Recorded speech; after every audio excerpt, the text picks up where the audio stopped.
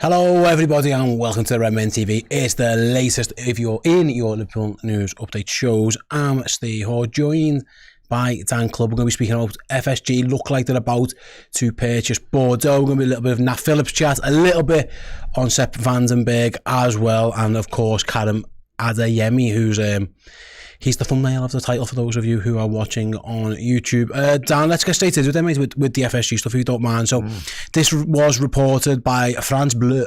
Now, the guys at Get Football News France have kindly helped us translate it for us. So, FSG are in advanced talks to take over and buy Bordeaux.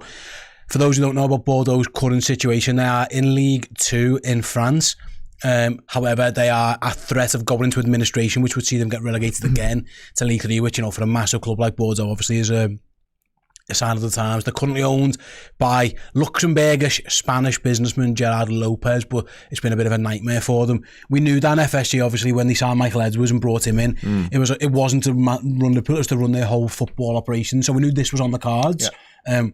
John Henry recently spoke, actually saying, other than the conversations we're in, we're not going to do anything else. It appears now that Bordeaux was one of those conversations that he was talking about, because this looks like it's pretty close. Yeah, it certainly does, yeah. I mean, you're right, when I first sort of read them quotes from John Henry, I was like, okay, that's interesting, because clearly he brought Michael Edwards in on the back of conversations in the round, multi-club ownership coming down the line, and I thought, okay, is he sort of backing away from that now? But as you say, it seems as though the conversations he was referring to are well advanced and sort of getting towards the finishing line. As for Bordeaux, it's an interesting prospect, I guess. I mean, you mentioned there that the threat of administration hanging over their head. I think a lot of clubs in France, Liga, Ligue 2 and beyond, are in a similar sort of boat, because they can't get a TV rights deal at all, can they? They're absolutely skint over there. They've tried every which way in which to generate some cash. I mean, they had like sponsored leagues, the Uber Eats League and the McDonald's, all kinds of things, just to try and get some money through the door. So real sort of financial difficulty over there. So not a huge shock that Liverpool, FSG are looking towards that nation, potentially to invest and potentially get some money back in the long run.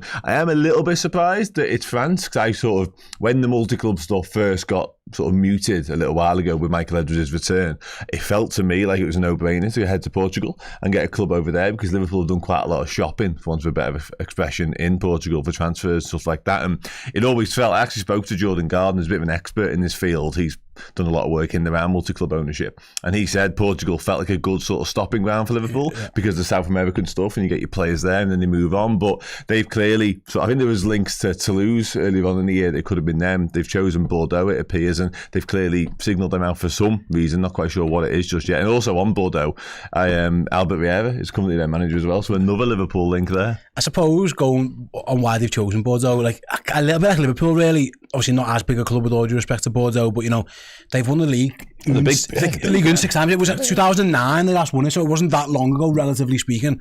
I don't know the right way, like distressed assets, like big club who are going through massive ownership turmoil. There's Liverpool. Yeah. That's exactly. So they might be able to need loads of money to sort of turn it back around. It just needs managing correctly. Yeah. So Julian Ward's been to visit over there. John Henry's been in talk. So it does look like Bordeaux could be the one. Like I say, they've big club, probably going to get it cheaper because of the threat of administration. Kind of similar to what happened with Liverpool.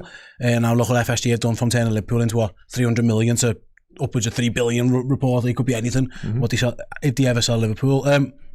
From a Liverpool point of view, because obviously this is an FSG thing, like I'll be honest, I'm always uneasy when it comes to like the multi-club thing, and I get it. I don't like it, is my opinion, but I can half square it with the fact that, at least for Bordeaux, like they were going to be in administration. It was a mess. So I imagine, you know, like Bordeaux fans might be okay with it, whereas like I look at some clubs like, I don't know, elsewhere, and you think, you are like Vitesse, you are just Chelsea's bitches, for lack of a better phrase.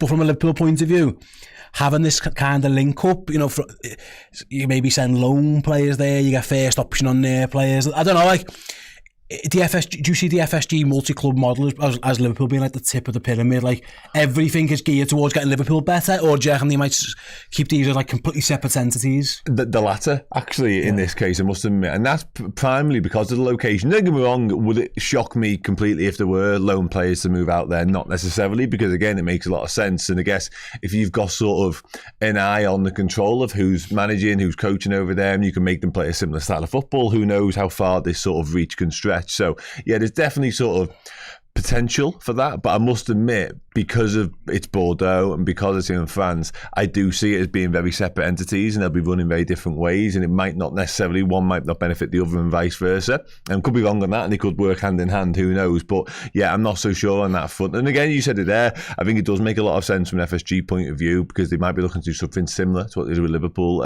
Michael Edwards is going to be obviously having his finger particularly placed into that pie, so yeah, it's going to be interesting to see how it develops.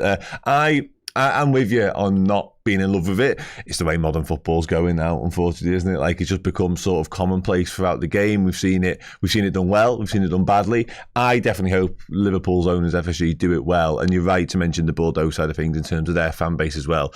We've got to consider them in this. They'll be absolutely elated, because this could be their saving grace, like FSG were for us back in the day. You know what I mean? This could be what saves their club from potentially not being a thing anymore. So credit to them at least for that. Yeah, I suppose. Like I say, we'll see how it pans out. Is it very Liverpool-centric, or is it not? Only time will tell, but it looks like FSG are about to purchase Bordeaux. So Julian Ward, Michael Edwards, et al. I've more than one football club to run, because at the moment it's very Liverpool-centric.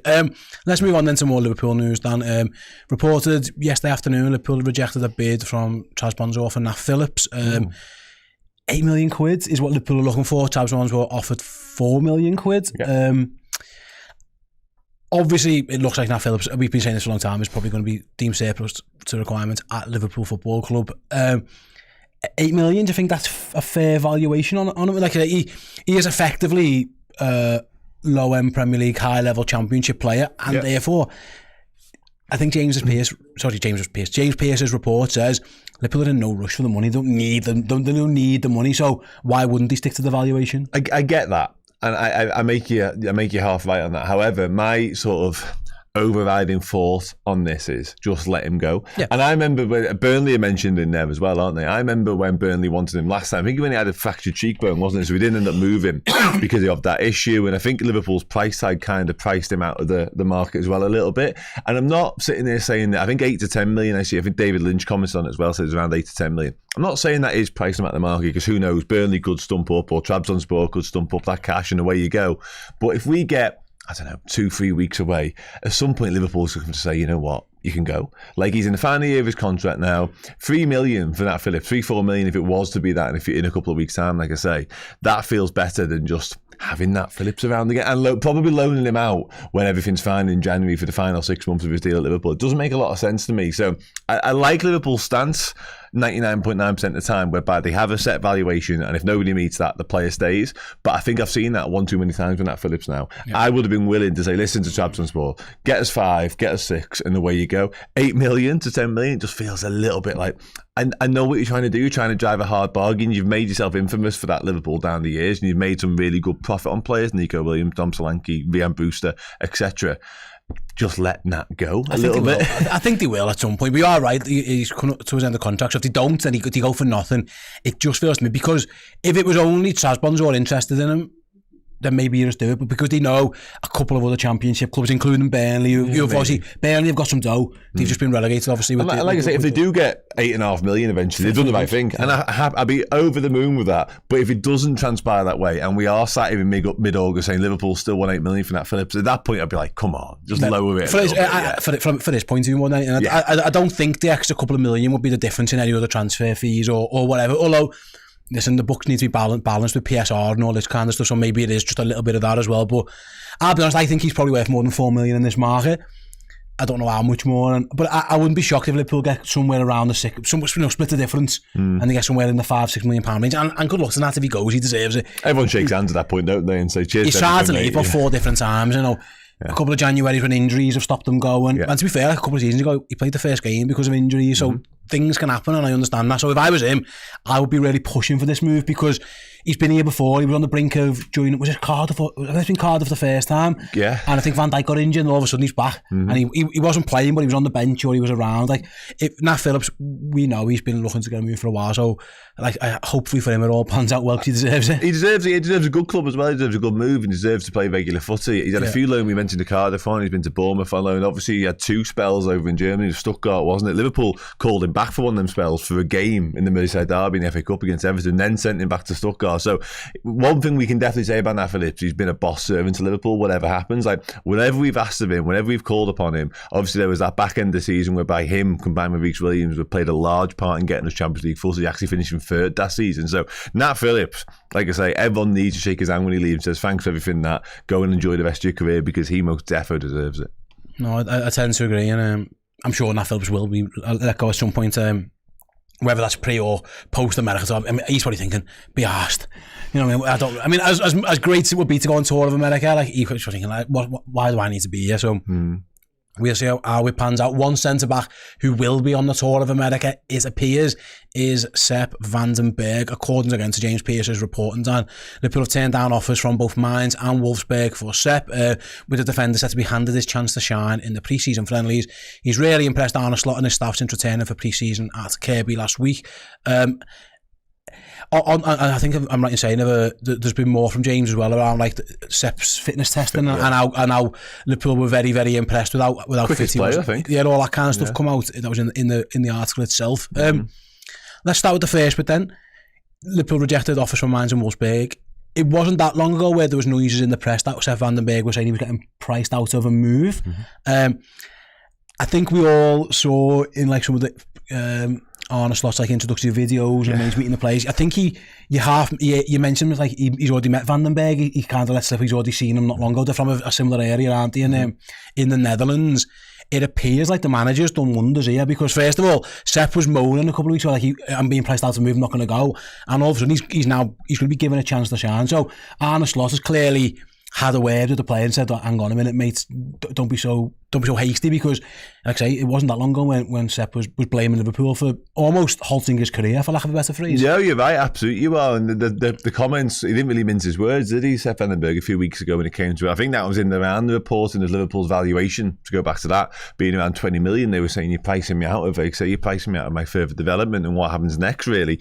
If this was Arne Slot's sort of first test when it comes to man management, it looks like he passed it, doesn't it? Because Sepp van den Berg, all of a sudden, I must admit, my sort of first sighting of him in like the videos and obviously the pictures in terms of Liverpool's Twitter and Liverpool socials, he looked really happy and he just looked buzzing to be back. He looked buzzing to be involved. So I did get a slight inclination. He could have just been happy to be there, you know what I mean? But I did just wonder whether there's something to that and whether Slot has had a word with him, had a conversation and said, don't jump the gun here, you know, I want to have a look at you. You could be part of my plans. And obviously you mentioned the compatriots and all that sort of stuff. And it looks to have worked wonders, because all of a sudden Van den Berg, like I say, seemed quite content. Slot's clearly content with him. And I must admit, from all the noises, it doesn't shock me, because a brilliant season last year on loan at Mainz by all accounts. And the pace thing, I know a lot of people rightfully had question marks about his pace when we first sort of got glimpses of him back in pre-seasons and years gone by.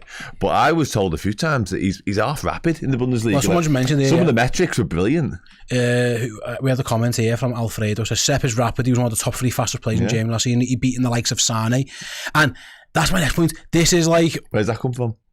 Where's his pace come from? When I first saw Sepp, and I wrote this on Twitter this morning, it was like he just didn't look. He didn't look like a player who's physically going to be a centre half or a player for Liverpool.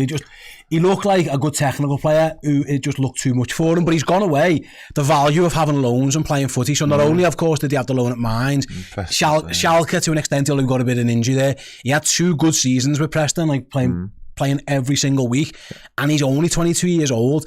I can absolutely see the logic in Arne Slot giving him a chance, and it doesn't help that they're both from in the Netherlands, so there's obviously some affinity there, which I know the manager mentioned to him. Like, fair play to Sepp. If he was gone from complete afterthought with all just, you know, like Billy Cometio kind of is seen at the minute now, you know what I mean, when he was given a chance, didn't work, right, you're gone, see you later.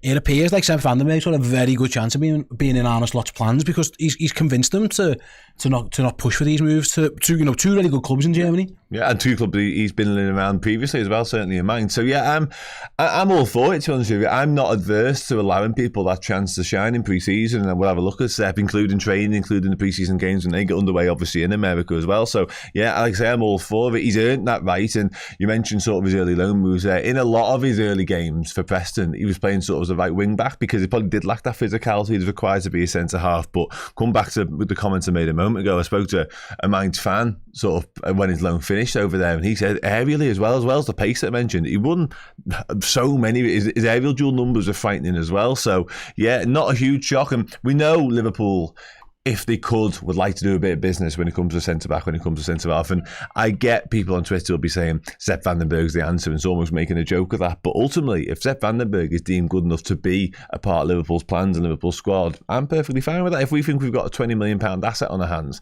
that saves us £20 million in the transfer window that hopefully can be reinvested elsewhere. And ultimately, what's he going to be realistically in terms of the pecking order? Fourth choice, maybe, maybe even fifth if you count Joe Gomez as a centre-half as well. That's no problem to me. And again, point I made a moment ago, played a little bit of right back, done a bit of versatile stuff either here and there, played a bit of wing back as well for Preston. So yeah, no problem for me. I suppose from the second point of view, then someone mentioned here as well. We had a comment from Mohammed says, I think Sepp stays now, and if we don't sign a centre back, but we could look at a centre back / left back if Kostas Tsimikas leaves. That could be it, because I was thinking about Van den Berg and the fact that he, full back as well, but that's right back again. He's played on the right. Now what it could mean is that Joe Gomez is now a left option, and you do still sign a centre back. But Liverpool have already got two right backs. They've got Conor Bradley and they've got Trent Alexander-Arnold. It's hard to find a world where Sepp van den Berg plays at any right back. He did a lot of that for Preston, right wing back as well. Yeah. But it appears if he's going to be hanging around, he's in the mix for centre half. I would say so, yeah. And again, I'm fine with that. He played, I think, pretty much exclusively as a centre half last season. All the numbers, all the metrics, and the impressive performances we're talking about came from being a centre back at Mainz. So yeah, that's where he should be in the conversation for him. I think, like I say, probably his wing back stint previously, because he did lack that physicality to really cut it in the Championship as a centre half, where it can be a little bit rough and tumble at times, it's fair to say. So yeah, I'm all for it. And again, it addresses a potential problem for Liverpool. We've just been speaking about Nat Phillips. If he goes, that's another centre back off the books. Sepp van den Berg being your fifth choice centre back is absolutely fine by me. So yeah, if he does enough between now and mid-August, whatever it may be, when the Premier League gets underway, to justify and sort of double down on what has been a good season, sound. I think this as well goes back to not to cross shows too much. Like we had the conversation yesterday on the Originals podcast. If you haven't checked it out, please do so. The manager is this, the transfer stuff at the moment might be slow for Liverpool. He is going to look at everyone. Everyone's getting a fair crack at it. Yep. This is a lad who I think, and I might be wrong, you're going to give up on a little bit. Like he just, you're going to decide that maybe his style of play or what it is. He'd loaned him out a few times. He didn't really ever give him an opportunity. Given the odd League Cup game, I think he had like 4 appearances for Jürgen. Fresh start for everybody. So you look at everyone coming back off loan, whether it be Tyler Morton or Fabio Carvalho. You mentioned Sepp van den Berg there. All the others, like 7 goalies that we've had out on loan. It appears like, to be fair to Arne Slot, he's going to give everyone a fair crack at it, and therefore it might just be, Dan, that all the talk of rushing transfers or trying to get transfers through as quick as we can, it might just be the manager wants to have a really good look at some of these lads before he makes his mind up on, like, for example, we were all saying, Liverpool need the centre-back, Liverpool need the centre-back, Liverpool need the centre-back. He might have already got one here, and this could be the same in a couple of positions. Yeah, I get that entirely, and I'm on board with that as well. But I also get the other side of things, whereby people are looking at the available, in inverted commas, players out there and look at business that other teams are doing. You go, and that could have been us, especially when it's perceived that that's a problem position. Which centre back, certainly left sided one, left footed who can play left back. Certainly when they're available, I think we all know who we're talking about right here. So yeah, I get both. I like the fact that Richard Hughes said all the things that he said the other day in terms of about being patient, improving on the training ground, the Euros being a factor, the Copa America being a factor. You've said there, Arne Slot wanting to see all of them players. No problem with that whatsoever. I think Sepp van den Berg, Fabio Carvalho, Vítězslav Jaros is going to come into this conversation as well. Fabio Carvalho, they all deserve minimum this pre-season to get in front of Arne Slot and show what they're all about. And if he deems them good enough, absolutely sound. But on the flip side of all of what I've just said there, I also would like if Liverpool seen an opportunity to do a bit of business which would drastically improve our chances of success, I'd like us to be in that conversation as well. The two don't have to sort of come hand in hand. You can do both, if that makes sense. So yeah, interesting one. And again, it's hard to sort of be in a middle ground when it comes to that war of interactions, if you like. So this side want us to do deals, this side want us to just be happy and content and be patient. I sort of sit in the middle and think, yes, look at the players, but also if there's an absolute no-brainer transfer, be in that conversation as well. And I think Richard Hughes said that, opportunistic. Yeah, exactly. He did say like, if opportunities arise in the market. But the thing, I guess a lot of people, probably including myself, would have viewed Calafiori as an opportunity. That's the thing. Yeah, I get you, absolutely. It looks like Liverpool are going to give Sepp a go, and then we'll see how it goes from there. One new name, I suppose, on the transfer merry-go-round being linked with Liverpool over the last few weeks. Let's talk about Karim Adeyemi, Dan. Karim Adeyemi, even sometimes easy for me to say. According to Patrick Berg, not that one, not the Liverpool ex-Liverpool star. No, good guy though, Patrick. I spoke to him a couple of times. Nice fella. This Patrick, this both actually. You spoke to I spoke to both. Yeah, I reckon many people have spoken to you, didn't you? I've spoken to 2 Patrick Bergers. Yeah. I think it would be a select group. Yeah, like, might be. Yeah. I'm in that group though, however many. I've had loads of Bergers, if that counts. Anyway, back to Patrick Berger. He's a reporter in Germany, for those who don't know. He says, many top clubs are monitoring the situation of BVB winger Karim Adeyemi, 22-year-old German. Dortmund is open to sell if a top offer comes in, as has already been reported. Chelsea, Liverpool, Milan, and Juventus are among the clubs interested, but there's nothing concrete so far. Adeyemi is repositioning himself as he parted ways a few weeks ago with his manager. He's in talk with potential agencies. When players start doing that second part, Dan, it usually comes... he's looking for a move or he wants a move. Just to clarify, by the way, Patrick is from Sky Sports Germany. It isn't former Liverpool midfielder Patrick Berger. As other reports out there saying Chelsea appear like they're maybe a little bit down the road, but yeah, and another, would you say, left-sided forward probably could have been like. I mean, yes. Liverpool keep being continuously linked to these guys. I don't know if it's anything in it or it's just Liverpool's name being bandied about, but Adeyemi, like you talk about, like maybe reclamation projects a little bit where maybe it hasn't gone swimmingly well more recently at Dortmund, although he had a fire start when he first went there. Yeah, what are your thoughts on this one? I like the player, if I'm being honest, and I don't know whether this sort of harks back to when we were initially linked to him 2-3 years ago now, when he was still in Austria. His numbers in Austria, and I guess obviously his numbers in Austria were far better than they are in Germany. What I would say is he played pretty much exclusively as a centre forward during his time at Salzburg, whereas he's been used a bit more of a versatile left winger up top and even on the right at Dortmund. So hasn't quite worked the same, I think it's fair to say.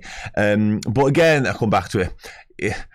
Quick, a threat, definitely very direct, causes problems, but end product is probably your main issue, I'd say, and we probably got enough of what I've just said there. So yeah, I do like him, and I think at the right price, and he seems to me like the sort of player I often like these sort of stories. I think Liverpool do as well, actually, if truth be told, whereby it might not exactly work somewhere. I mean, Mohamed Salah falls into this category. Yeah, exactly. And they see something, whether it be in the numbers, in the data, whatever, that suggests that whatever manager's currently in situ, in this case Arne Slot, will definitely get the best out of him. And Karim Adeyemi may well fit into that niche box, because I come back to it, really talented football, only 22, like still got a whole lot of career ahead of him. Should definitely not be written off at this juncture. So yeah, I can see the value in it. I remember watching him get a couple of Champions League hat-tricks and stuff like that. So definitely enough raw ability there.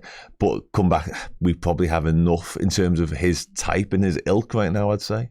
What I would say, I agree. If Liverpool are looking for a sixth forward option, and I get your point on the left side, but he is left-footed. So if Liverpool are looking for someone to play on the right, as a, I know I haven't seen any fees around it. Mohamed says here apparently Dortmund won £25 million for him. At that sort of price, it's an absolute bargain. It feels like worth a gamble. I don't know, again, we'd have to look at the numbers and whatever it is, but like I see a young 22-year-old as the type of player Liverpool might sign in the forward options, because, and if he is left-footed, you can say to him, listen, mate, you're going to be on the right-hand side for us. I know you've played left or centre-forward in your previous clubs. He's played, I'm just looking at transfer mark, by the way. He's played 30 games as a professional, as a right winger. He's played centre-forward and obviously left wing much more often. It feels to me like that I'm trying to think if the link's true, and listen, Patrick Berger, I wouldn't dispute Sky Sports Germany sources a little bit there. That feels to me like why Liverpool might be interested in him, because they are looking for that sixth option to be in rotation, or the understudy to Mohamed Salah, who maybe, I mean, right, Mo Salah off at your pedal, but might not be able to play as often next season, might need to be rotated more. There's also a future-proofing conversation about where his futures are after next year, which Liverpool have no control over at this moment in time. So that's perhaps how this could make sense. No, I think so as well. There's definitely value to that. And again, there's no hiding from it. The numbers don't stack up in terms of what he's done the past couple of seasons in the Bundesliga. There's no two ways about that. But again, I come back to it. If Liverpool can see something in there, and see a way he can improve, because again, Mo Salah's numbers in the Premier League didn't stack up even yet. We found something there. So yeah, I think there's definitely value to this one. I think at that sort of price as well, there is very little risk attached to it at 25 million in today's market. So left foot, as you say, absolutely rapid. And if you can see a future of him being Mohamed Salah's understudy, he can also do a little bit on the left if you really, really need it. Likewise up top as well. So yeah, not one, when I seen the links initially, I wasn't immediately put off by. And I know a lot of people will be. A lot of people will just look at the pure numbers and the fact that he does 100% waste too many chances. No two ways about that. But for me, it feels like a bit of a project buy. And again, at a low fee, Gravenberch is similar. You mentioned it a moment ago. At a low fee, why not, I guess? Liverpool have done it before, yeah. Florian Plettenberg, Plettigol has also been speaking about Adeyemi. He says Chelsea has him on their list. No concrete talks with the player side and not with Borussia Dortmund yet. There were merely some formal in contact a few weeks ago.